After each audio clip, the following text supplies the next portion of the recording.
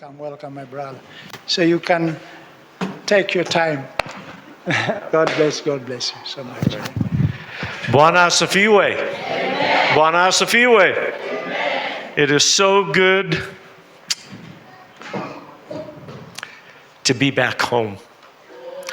We lived in Kenya for over 8 years, and our 3 oldest children grew up in Nairobi.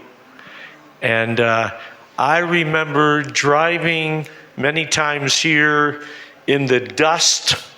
The roads were in Baya Kabisa, very bad. But just to see how wonderful God has brought us back together.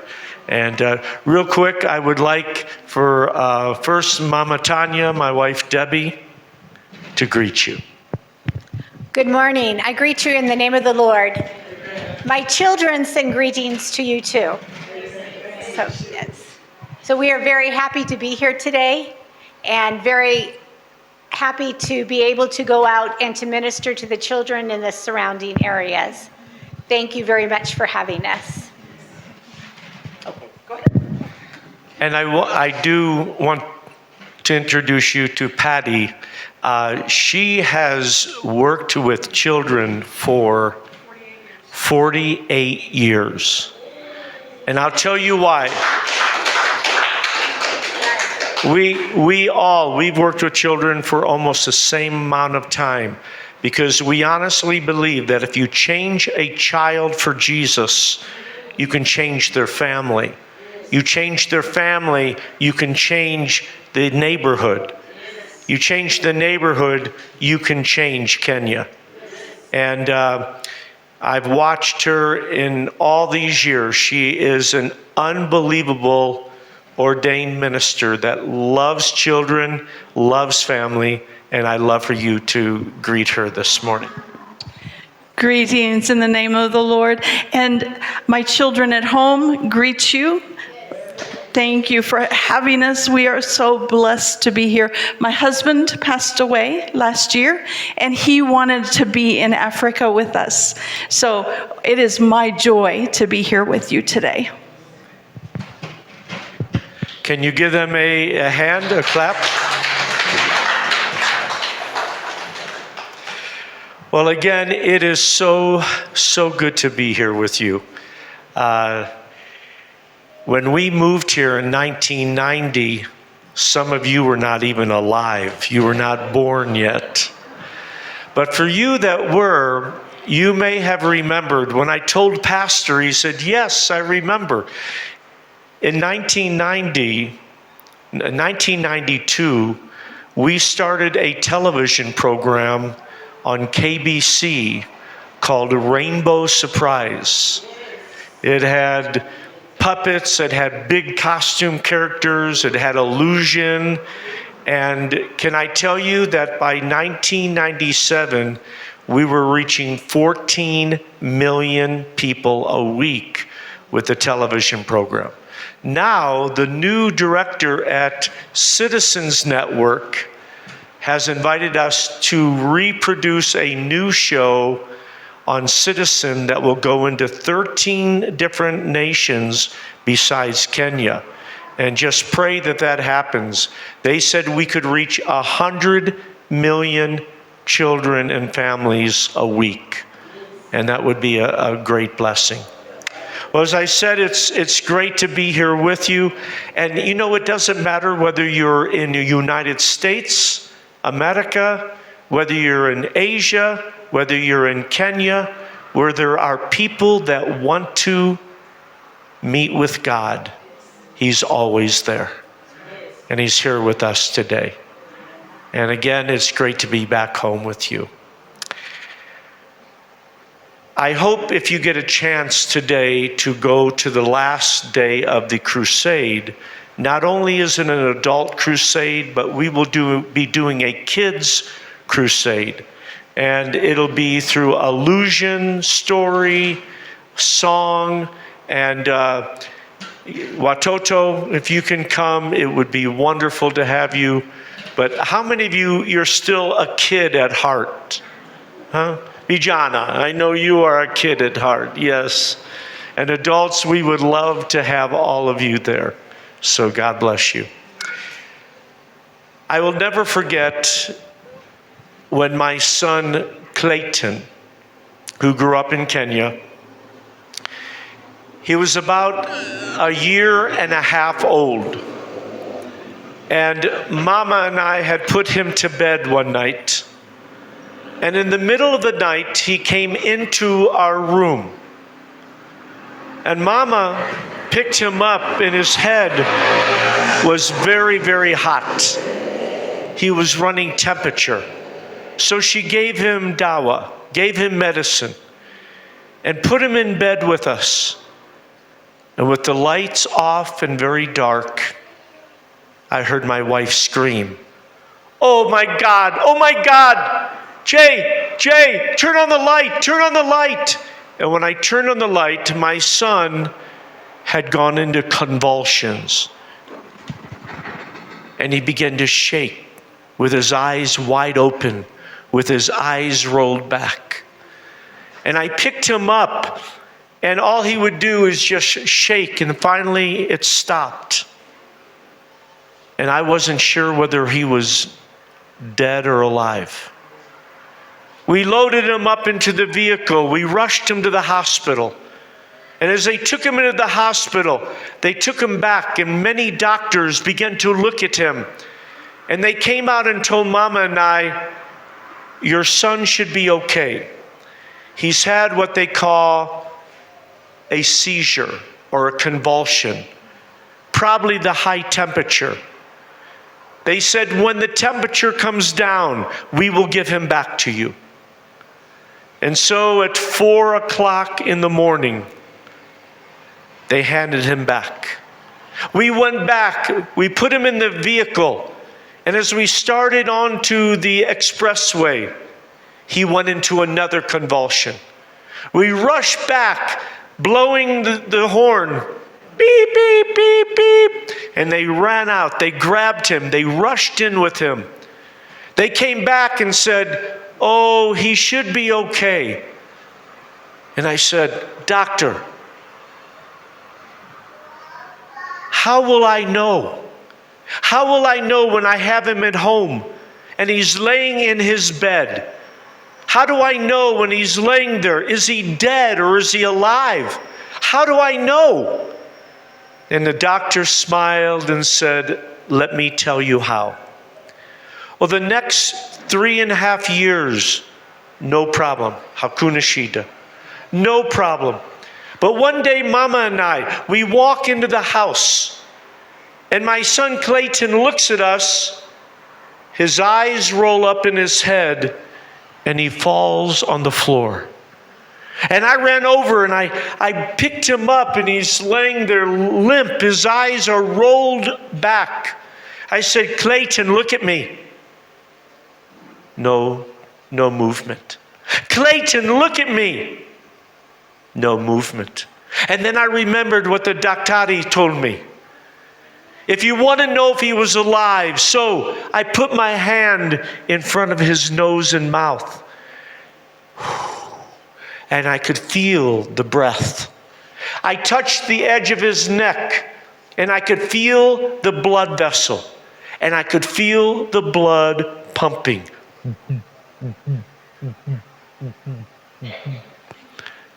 And then I thought of something. I looked at my son and I said, "Clayton, if you are playing a trick on Mommy and Daddy, Nina Cheza, if you are playing, open your eyes now." And he opened his eyes, he smiled, and he said, "Baba, Nina Cheza." He is just like his mother. No. But how did I know he was alive? Because when I touched the blood, there was something beating. When I touched the blood, if the blood could speak, it would be saying, "I'm alive. This is real. I'm beating. It's not changing. It's alive. It's good. Things are good." How many of you know that today there are people walking around this building? There are people that are outside around here. There are people all over the world that are walking around saying, what can I touch that will give me life? What can I reach out and touch that when I touch it, it'll be, this is life. This is real. It is happening. You know, there are people searching for life every single day. There are religious people around us. They will serve many, many gods, hoping that one of those gods will answer them. People hoping that if they bow down with incense toward a golden statue, that it will answer. Those that worship pieces of wood. I remember being in Mongolia and people stopping on the road and picking up a stone and throwing it to the statue, believing that the God of travel would take care of them. But how many of you know that when you worship something that is not real, it cannot answer? But today, as we began to worship, as we began to sing hymns, we weren't singing that to a statue, but we were serving it and we were singing it to a God that is alive. A God that when you call out and say, God, I need life, I need you today, that it's a God that says, I'm the real thing. I'm beating every day. I can be in your life, never changing, same as yesterday, today, and forever. I'm here to never leave you nor forsake you. And all of us need life. There's a saying in America that says, you can lead a horse to water, but you cannot make him drink. Can I change it? If you don't lead a horse to water, he may never have a chance to drink. Which means if we are not being used of God, if we are not being the heroes of the faith, if we do not have faith in our life, if we are not showing, not through what we just say, but through example, then people cannot see God. And I want to talk to you today about the fact that if we want to share him, it's got to be happening in our life. I have a verse that's my favorite verse, and Watoto, you probably know this verse too. It's Proverbs 3, 5, and 6. Proverbs 3, 5, and 6. And this is what it says. Trust in the Lord with all your heart. Lean not on your own understanding, but in all ways acknowledge him, and he will direct your paths. Do you realize that this verse is giving you what I call a conditional promise? You know what a promise is? My wife can tell you that with my kids, I like to joke. But if I ever say the word promise, I keep it. I will not break that. But here, God is giving you a conditional promise. What is that? That if you will do these three things, then God will do this for you. He says, if you will trust him with all your heart, lean not on your own understanding, in all ways acknowledge him, then the promise is he will direct your paths. This morning, I want you to look at that with us. The first part says, trust in the Lord with all your heart. What is it to trust? If you look into the dictionary, what it stands for, it says this: assured reliance on the character, the ability, the strength, or truth of someone or something. It is a reliance. It's a assured. When you assure something, when a bank says, I'm going to give you a check, you can be assured that you can cash it. They're saying, I guarantee it. And trust is when you have an assurance and a reliance on something. Trust in the Lord, which means trust God from the bottom of your heart. Do you realize that the desire to take things into our own hands becomes strong at times? It's easy for us to say, trust in the Lord with all your heart. Say it with me. Trust in the Lord with all your heart. You can say it, but how many of you know that sometimes it gets difficult? Amen? It gets tough. And sometimes it's like God, He is steering the boat. You go down by the ocean, and you've seen the boats. You see the bigger ship. And many of them have a wheel that turns the rudder in the back of the boat. The rudder is what turns the boat. And here we're saying, God, I trust you, be the captain of my boat. And you let God begin to steer your life when there's a storm. How many of you have seen the storms as they roll in? I was in Nairobi one day. We saw the clouds begin to build. We saw it coming toward us. But what was funny, we could look a half a kilometer away and we saw the rain just pouring, and it started coming toward us. If you're out in a boat and you see a storm coming, you want to get out of the way. But there are times when God is steering the boat of our life and there is a storm coming. What do? We push God out of the way. We grab it because we think we can get ourselves out of the storm. But you know what? If you want God to guide your life, being guided means trusting. Being guided means trusting. Do you realize that it's like laying face down, helpless before God? But I want to say this to you. Trust and belief with your heart. Listen, trust and belief with your heart is greater than trust and belief with your mind. Trust in the Lord with all your heart. Do you realize that when you pray and you look at the verse in the Bible, you can see places where it said God, but when they use the word Yahweh, say Yahweh. Yahweh. That is a stronger, it is a very, very personal relationship. Yahweh means it's closer. It's Baba, Father. It's Yahweh. And you've got to understand that when you trust in Yahweh, like you would trust a parent that you really believe in, you have to trust completely. Because partial trust is no trust at all.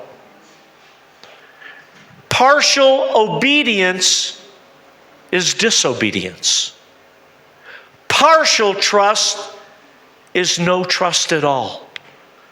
Trust with all or no trust at all.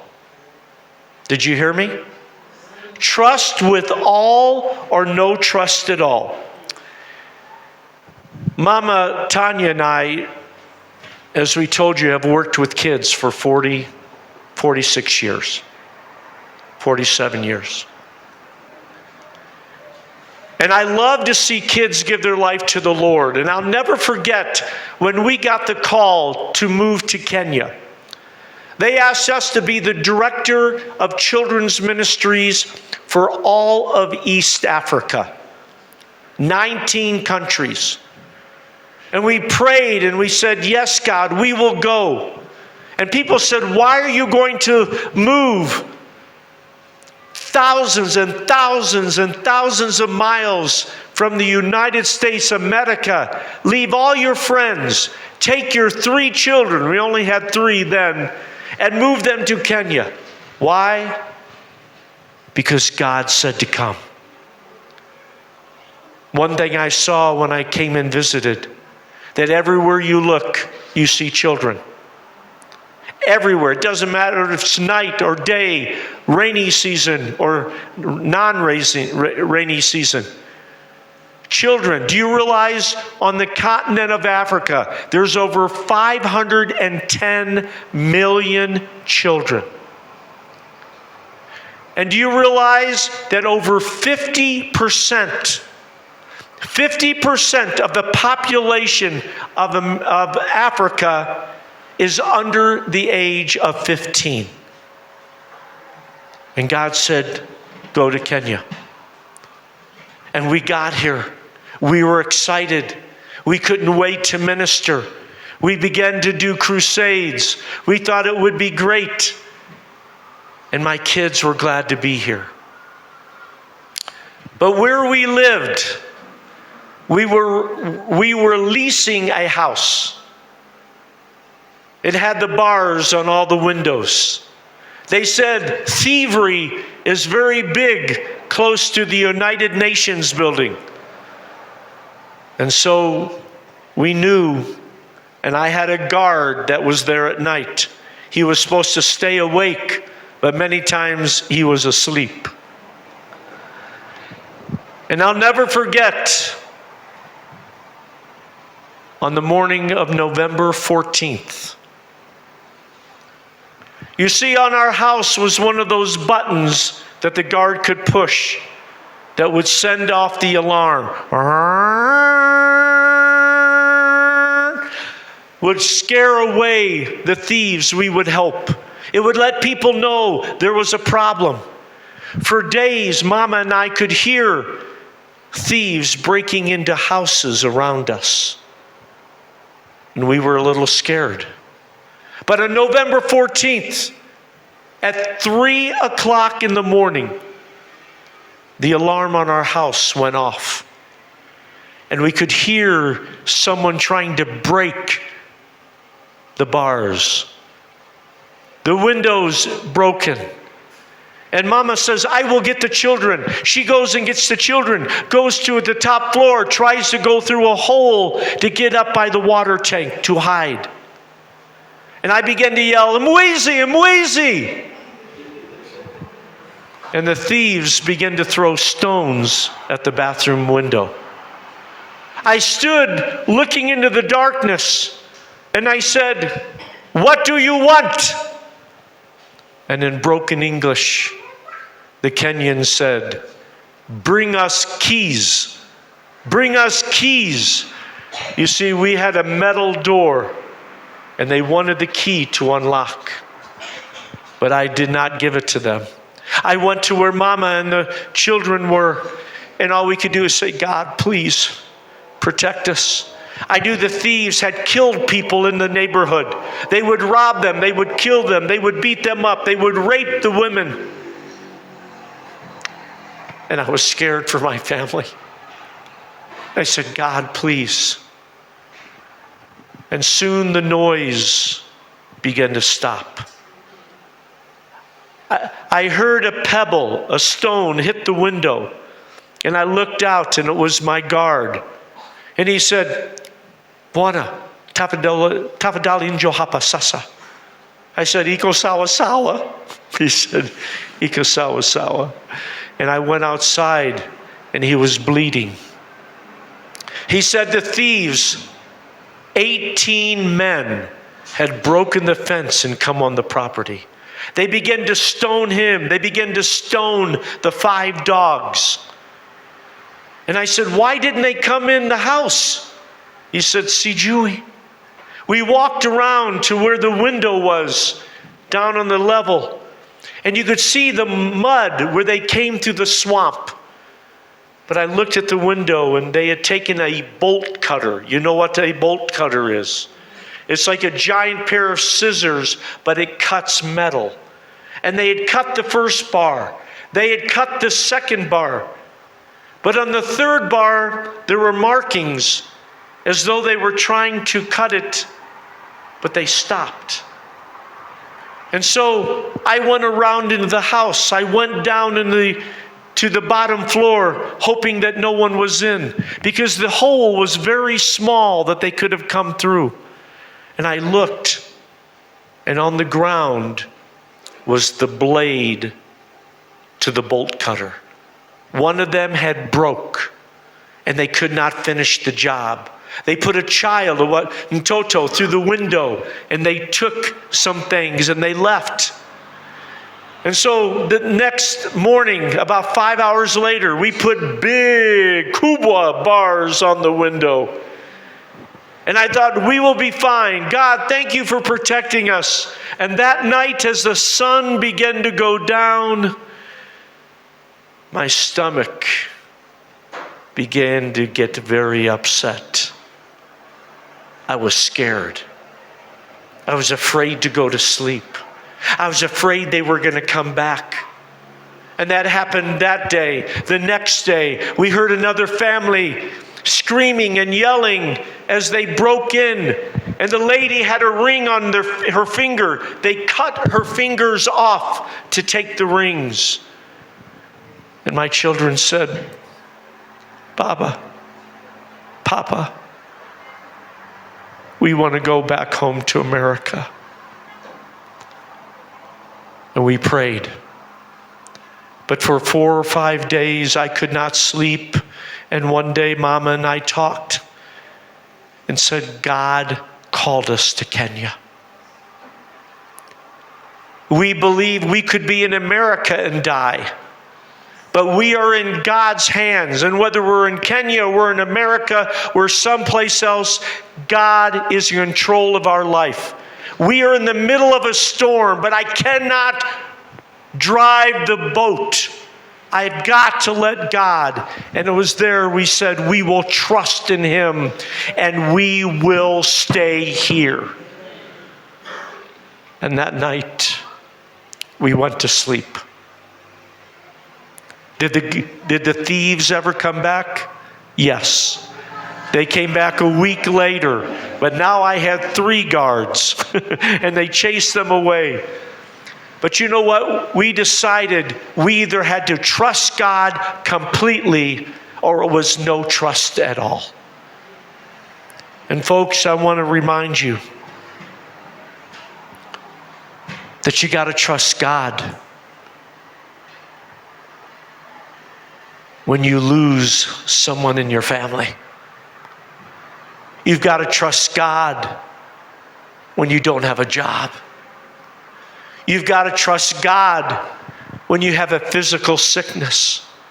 You've got to trust God, whether it's emotional, relationship-wise, financial, spiritually, physically. But you've got to come to the point of saying, God, I will trust you with all of my heart. You see, the first part says, trust in the Lord with all your heart. The second part says, lean not on your own understanding. All of us have a brain. And many times our brain gets us in trouble. We begin to lean on our understanding. We begin to look at things in the flesh. You think about it, it says, lean not on your own understanding. What happens when you lean on your understanding? There's a word that comes in many times, and it's called panic. Panic. It's where I don't know what to do. What am I going to do? This has got me. I don't know. You panic. Think about the disciples. Here they are with Jesus. Do you remember the story? Jesus is out in the boat. He's teaching. He's taught for many days. And he gets done teaching. And here are the disciples. They see all the people Jesus healed. They see the power of Jesus. And when he gets done, he says, hey, disciples, I'm really tired. Analala, I want to go to sleep. Let's get in the boat and let's go to the other side. Do you remember? He says, let's get in the boats. Let's go to the other side. So they get in the boat. Now remember, the disciples, they are fishermen. They are fundis, kabisa. They know what it is to fish. They know what it is to be on the Sea of Galilee. I've been to the Sea of Galilee. And the northern mountains that are there, when the wind begins to blow, and that wind comes down through there and it hits the sea is not very deep. So it makes big waves. Disciples, they start going across. Row, row, row your boat gently down the stream. They're rowing along.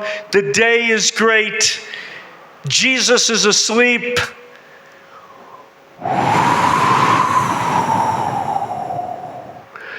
And the wind begins to blow. And all of a sudden, the waves begin to get bigger. And all of a sudden, those disciples that were having a good time, they're beginning to panic.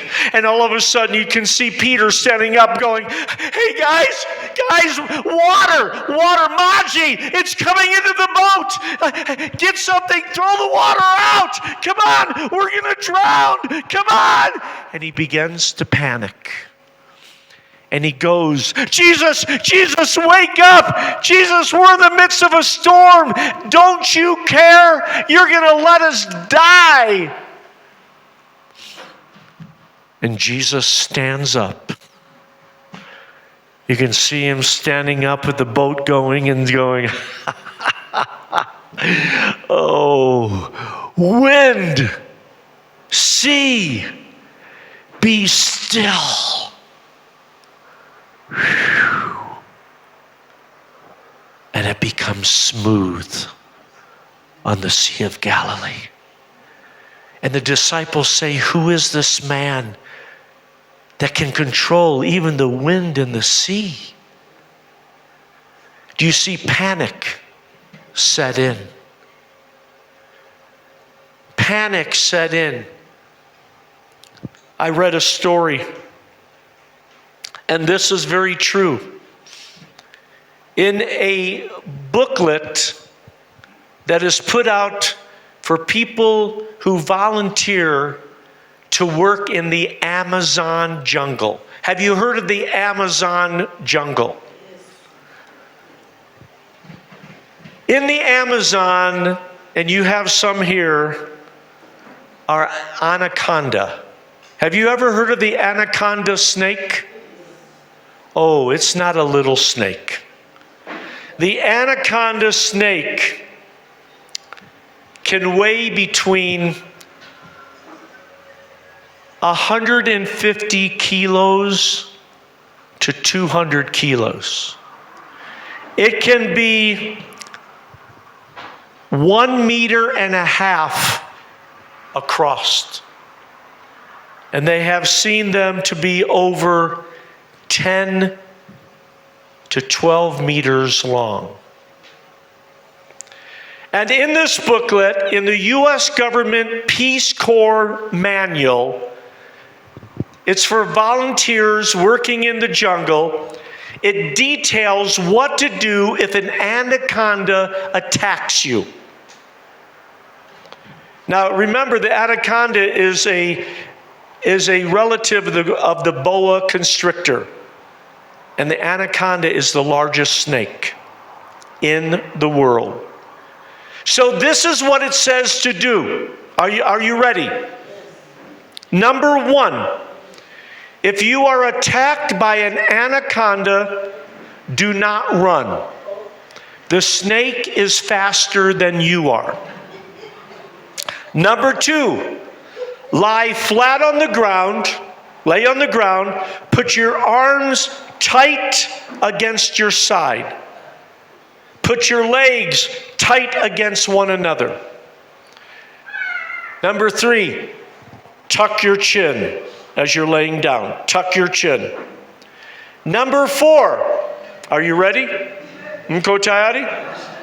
Number 4, the snake will begin to nudge you and climb over your body. Number 5, do not panic. Do not panic. Number 6, after the snake has examined you, it will begin to swallow you from the feet end. Always from the feet first. Permit the snake to swallow your feet and your ankles. Do not panic. Number 7, the snake will now begin to suck your legs into its body. You must lie perfectly still. This will take a long time. Number 8, when the snake has reached your knees, slowly, pole, slowly and with as little movement as possible, reach down, take your knife, and very gently slide it into the side of the snake's mouth, between the edge of his mouth and your leg. Then suddenly rip upwards and across, severing the snake's head. Number 9, be sure you have your knife. And number 10, be sure your knife is sharp. Do not panic. Can I tell you that Satan comes as a slithering snake?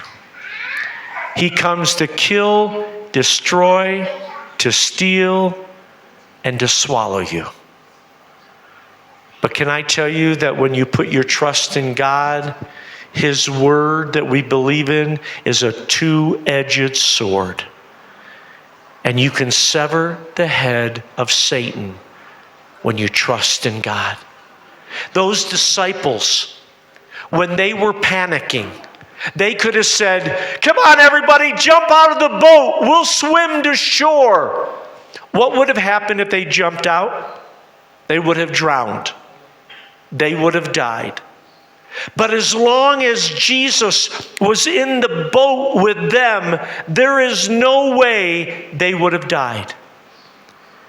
Can I remind you that today, some of you are in storms right now. There are storms that are slapping you in the face. Panic is raising up and you don't know what to do. And you say, "Forget this, I'm going to do it on my own." Spiritually, you will drown. But when you say, "God, I don't understand this, but I keep you in the boat of my life," He says, "You don't have to worry because Jesus is your lifesaver. Jesus is the one that will carry you." Oh yeah, you may start to go under. How many of you have ever had a life jacket on? You can jump into the water, it'll go under, but it pops you right back up. And there are times those storms will hit us. But Jesus says, "I've got you." Trust in the Lord with all your heart. Lean not on your own understanding. And the last part says, in all ways, acknowledge Him. In all ways, acknowledge Him. When everything is going good, you've got a great job.